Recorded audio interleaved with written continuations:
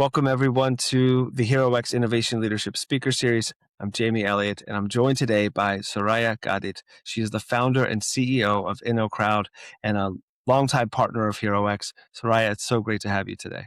So nice to be here. And I want to thank you so much to HeroX team and most you, Jamie, for this invitation to be here and to talk about my experience as a CEO at InoCrowd, Open Innovation Platform. Yeah, absolutely. And I've been very excited, looking forward to this discussion. So tell us about InoCrowd. What is InoCrowd? What is it for Open Innovation? Well, InoCrowd is an open innovation platform. We connect more than 1 million solvers all over the world with organizations that need to innovate. So these solvers are mainly startups, spin-offs, researchers, but they can be also regular people. We want solvers that have knowledge, good knowledge, scientific knowledge. They want to transfer the knowledge or sell that knowledge to our organizations, and we name them seekers. So we have, in summary, we have a platform that connects seekers all around the world, private organizations or public organizations that have challenges, specific challenges, with the worldwide solvers all over the world also. And because our platform and because of technology since 2000 invested a lot of money in algorithms and also in machine learning, this match between the problem and who is the right team to solve that problem is, well, the match is easier and in a reduced time. So our value proposition is to deliver solutions to complex problems in 30 to 60 days and with a rate of success of implementation of 95%. That's ambitious, and it's great, right? Because the world of innovation and open innovation, as you know, innovation, I think, at its most basic definition, is doing something a different way, right? And so, with that, and with the problems that create the need for innovation, the possibilities are endless when it comes to how you innovate. So some folks that watch this may know some things about the HeroX approach to open innovation, but what is InoCrowd's unique approach, and who are these seekers that you serve? Okay, let me go back 15 years ago and how and created InoCrowd and why I created InoCrowd. I'm a pharmacist. I used to work on R&D departments on big pharmaceutical industries. And I used to work trying to find a cure for cancer, breast cancer, melanoma, and some autoimmune diseases like Crohn and rheumatoid arthritis. And I was working with five researchers as I was, and we were taking like more than 5, 7 years to come up with a solution. And 15 years ago, we had difficulties to talk with people that were from our company and were working on the same field. We did not had the approval to talk with that persons that were in US or in England. And we cannot accept that we are the brighter persons in the world. And this is why 15 years ago, it was my inspiration of Facebook and LinkedIn that I was like, why Facebook connects friends and families all around the world, and LinkedIn connects employees and organizations, and it's easy. And why can we not connect researchers from all around the world with organizations that need a drug, a diagnostic in a very simple way? So this was my driver. This was my dream 15 years ago, I wanted to create InoCrowd to try to solve the biggest problems on the health system because I had that struggle. I didn't not had, it was very difficult to communicate with the mathematician, with the physics, with the biologist, because I don't know everything. So this was my driver. InoCrowd cannot only work on the health sector. We do have challenges from health sector, like for big pharmaceutical companies that want to discover a new molecule, that want to discover new ways, new formulations. Also, we have seekers that want to be more effective on hospitals, new diagnostics. So this is the field that I feel more comfortable, and this is where I like to solve more of our challenges. Fortunately, InoCrowd had good success cases in the past with other fields like airports, like mobility, energy. So right now, InoCrowd can solve for any sector. But at this time, most of our seekers are from the defense system, defense sector, cybersecurity, also the energy sector, of course, logistics and foods, and also the health sector. So these are the 6 fields and sectors that are coming more and more to InoCrowd. Okay. And what does that experience look like for them, for those seekers that have a problem that they want to solve? What is the benefit for them for partnering and participating with InoCrowd? Well, the 3 benefits that they have that is very, very straightforward is the time. With InoCrowd, because we have a huge amount of solvers, more than 1 million, as I told you previously, our compromise is to arrange not only the solver, but the solution in 30 to 60 days. So reduce time to find the right solution. Second, we we will allow them between 60 to and 100 solutions, but we will filter the 5, 6 best solutions for them. So effectiveness, it's very important also for the seeker. They can choose what is the best team to work with them and also the best solution. And also, finally, and it's very, very important for the world right now and for the seekers is the cost. Because with InoCrowds, they would pay like it's 10 times or 50 times less than if they go on a traditional method. So traditional method on innovation is like this. They can go internally with their R&D people and they can waste like 5, 6 years trying to arrange a solution, and they will invest a lot of money with their human resources, of course, and time. Other ways that most of the companies innovate is trying to make partnerships with universities and also with consultant companies. But they don't know if that particular university or consultant, they will deliver a good solution. So they will invest in the beginning, but they don't know in the end if they would have that solution. So within a crowd, they only choose the solver and the solution. And also the solver has to not only to present in our platform the technical solution, but they also will present the budget that they want to receive. So I do think 3 benefits: reduce time to have innovative solution, effectiveness, and reduce costs. It's interesting.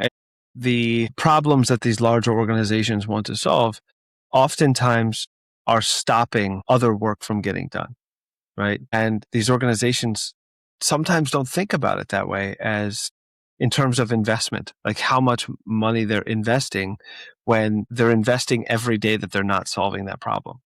Every day that they are not solving that problem, they are spending money on Mhm. not having a solution. They're losing money. Yeah, yeah. Taking this approach gives you access to such a larger pool of experts than you would typically have access to. And it de-risks it for the seeker because they will pay when they get the right solution. They will be satisfied when they get the right solution and they'll get it quicker. But it takes a certain mindset, I think, of those leaders at the seeker organization to say, okay, we need to try something different. We need to try something that's not the traditional way. Can you talk about any current or recent projects that you all have had go out? Yes, I can talk about one that was uh,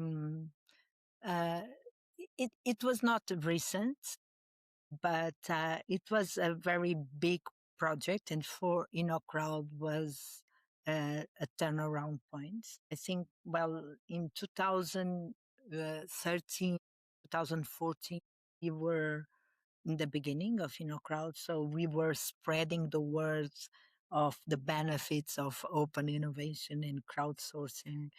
Uh, and well, it was not easy for the companies to submit challenges at InoCrowd and to believe on the power of open innovation. So we had the biggest airport in Portugal. They came to us because they had for a long time a very big problem, not in Lisbon, we are in Portugal, but at Porto in the north of Portugal.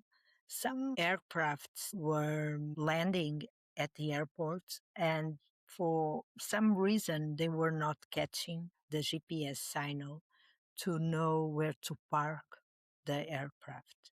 So the airport was a huge problem for like 25 years because they didn't knew what was the problem, because sometimes the GPS was doing fine and sometimes it disappears, and the airport had to indemnify a lot of money to the companies, to the aircraft companies, because the aircrafts were parking on the lands, and they were there for like 3 hours, 2 hours, and so the airport had to indemnify these companies, and it was a lot of money every year to indemnify. And also, well, here in Portugal, that airport was not very well recognized as a good airport, so not only the money, but also the credibility of the airport was on stake.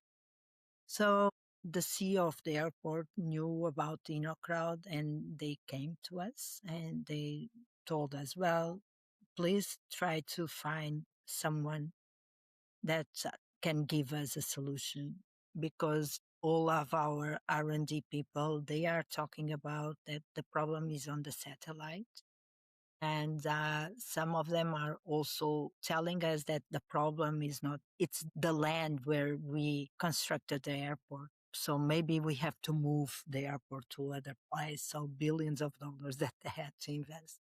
So the CEO, which was a visionary, sorry to say that, but it was, and it is, he told us, well, maybe you can find a new perspective, a new solution that can give us other idea.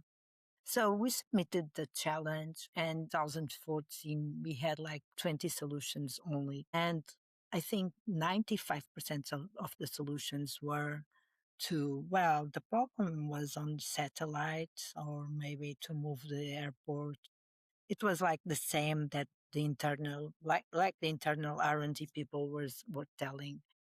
But we saw a solution very well written by a researcher from Portuguese university. And it was like between um, 20 pages with a lot of algorithms. And then we saw the budget, and the budget was €0. And we were like, wow, he made a mistake. This researcher, but it's a lot of work, and he put the budget only €0. It's not possible. And me and the innovative director of the airport, we went to talk with this solver, and we said, well, can you explain what is this solution that you have here? Because it's a lot of algorithms and mathematics and everything, images, and you are not asking for money. And he told us, well, it's a problem that we have studied this for 2 weeks, and I put some students studying if everything was doing okay inside the airport, and we find out that everything is okay. And also the satellite was very well in place. And we start to see around the airport, and we saw a radar in the port, seaport. And this radar, maybe they are doing some interference. And the radar is there for nothing. So let me talk with the person that is responsible for the port and ask him if we can change the radar 15 degrees. And then we will see. So for us, it's very simple. It's only to change this radar, that it's not doing nothing there. And I do think if we will make a test, like in 2 weeks. Yeah. And if it's okay, you will have the problem solved. And it was I love it. I love it. 25 years. Yeah. And the why this researcher had the very good solution. He's not brighter than anyone there at the airport. He is doing his research is on the defense area, so he's building radars. So when he saw our challenge, because we published that at LinkedIn and Facebook, I don't know, and some students saw, this student went to him, well, maybe we have a solution for this. Maybe this is an interference of a radar. And he told, well, let's do it. Let's study that, of course. And it was. So it's about knowledge that it's not in our company sometimes. It's out there. So we need to connect that persons so it Absolutely. was very easy. And this was on the TV, everywhere. That's cool. It's that different perspective, right? It's coming in and seeing it from a different angle, seeing the problem from a different angle.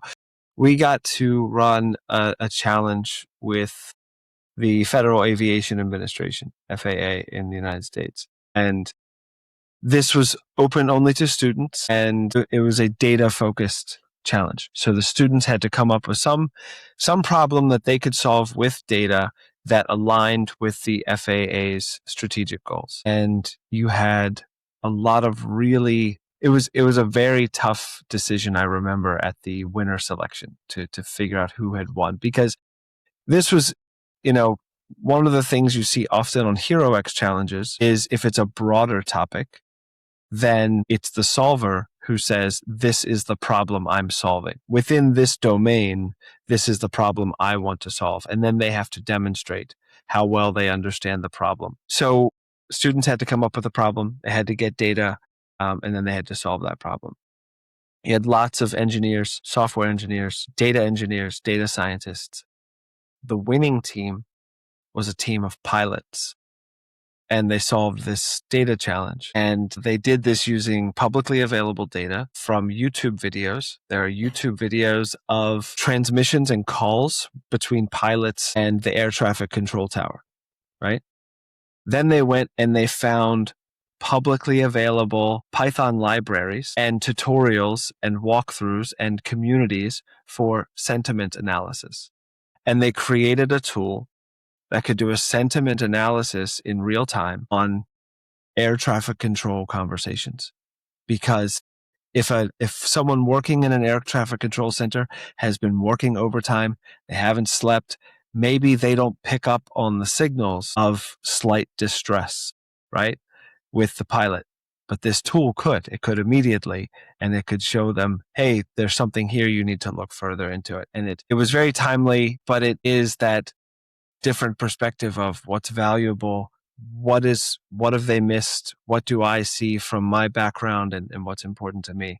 And I think it's just one of the coolest things, one of the most beautiful things about open innovation, right? Is that it welcomes that different perspective. Yes. Yeah. Other knowledge and other perspectives in the arts. Um, like a smart idea.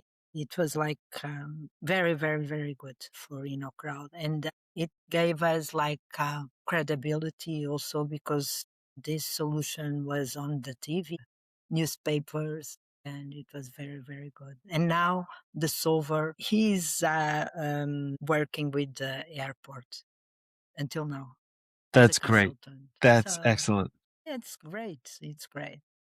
So we have different personas in open innovation. We have seekers, you have solvers who are solving that specific problem for the seeker, and then you have the crowd. And I would call the crowd the people who are innovative, the people who consider themselves innovative. They have ideas, they're inventive, they think about things differently.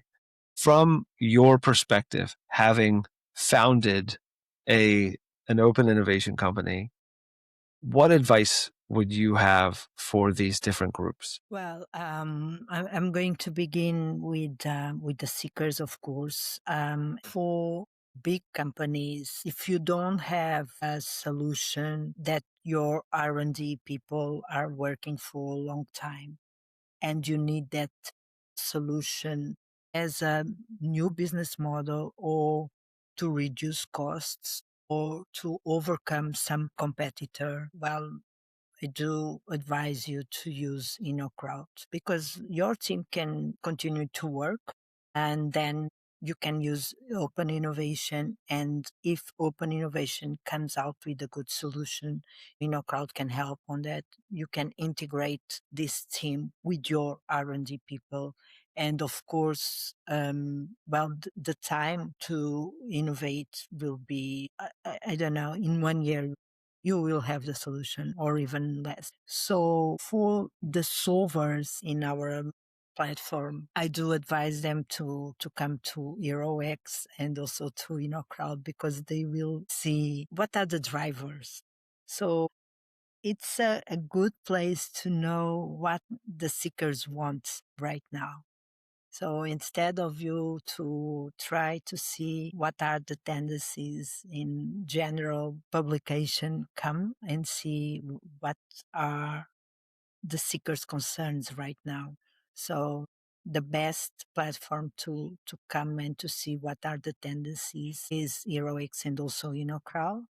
And if you are rigorous perfectionists and you know not only to give ideas, but also that you know how can you solve a particular challenge and you want that challenge to have real life. This is the right place to come to HeroX and also to InoCrowd because we will help you with the seeker team to put your solution in real practice, but also you can earn money with us. Of course, you will have an award and you will have a contract to work with that seeker. And what is the best thing to see your solution going live? For the innovators all around the world, ideas that, well, people that see other things that we cannot see, people that see smart solutions, simple and smart solutions. Well, we will welcome every day this because sometimes these innovators they come to crowd and they give ideas, and for us it's also important because we will award that ideas, they will win an award, but and someone will implement the solution. Maybe some R&D people from the seeker's side, or maybe we know someone from the solver side that can pick up that idea and can implement and have the tools to implement them. So everyone is very welcome to open innovation ecosystem. Yeah, excellent.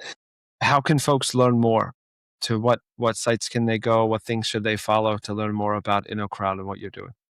Well, about InoCrowd, go to InoCrowd.com and see what are the challenges that we have right now there. And also, you can follow us at Instagram, at LinkedIn, at Twitter, at YouTube, and Facebook, of course. We'll include all of those. We have some challenges on HeroX as well.